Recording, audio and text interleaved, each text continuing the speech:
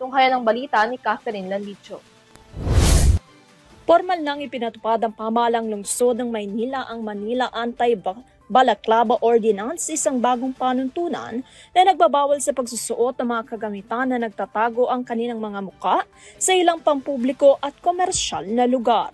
Layunin ng ordinansa na maiwasan ang mga krimen at mapalakas ang seguridad sa lungsod. Sa ilalim ng Section 4 ng ordinansa, ipinagbabawal ang pagsusuot ng balaclava face mask maliban na lamang kung ito'y para sa kanilang kalusugan.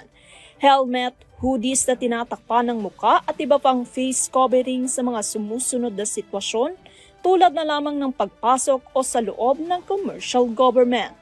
Public establishment kapag bumaba ang rider o angkas sa loob ng 3 metrong radius mula sa motorsiklo, kabilang na ang pag-ayos ng motor o mabilisang pamimili. Kapag nakatigil o nakastandby sa mga pampublikong lugar, tulad na lamang ng kalsada, eskinita, sidewalk, parks, parking lots at palengke, kapag tumangging tanggalin ng headgear kapag inatasan ng mga pulis, barangay officials, security guards o iba pang otoridad sa iba pang sitwasyong kailangang malinawan ang pagkakakilanlan ng rider.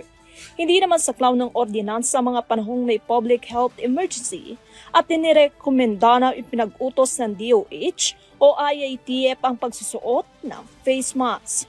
Riders in motion o mga driver at angkas na nakasakay pa rin sa motorsiklo at pansamantalang huminto dahil sa mga traffic lights, road signs o sa utos ng enforcer law.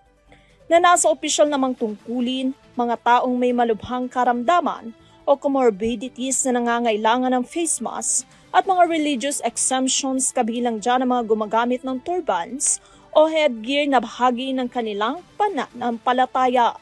Maaari namang pagmultahin ang sinumang lalabag sa Anti-Balaclava Ordinance na aabot sa 1,000 pesos para sa kanilang unang offense, 3,000 pesos naman para sa ikalawang offense, at 5,000 pesos ang posibleng 15 araw na pagkakakulong, pati na rin sa rekomendasyon ng LTO para sa revocation ng kanilang driver's license. Inaasahan naman makakatulong ang ordinansa upang mabawasan ang insidente ng kriminalidad sa Maynila habang pinapanatili ang kaayusan at kaligtasan ng publiko. Para sa EuroTV News, Catherine Landicho, mga saludo sa bawat Pilipino.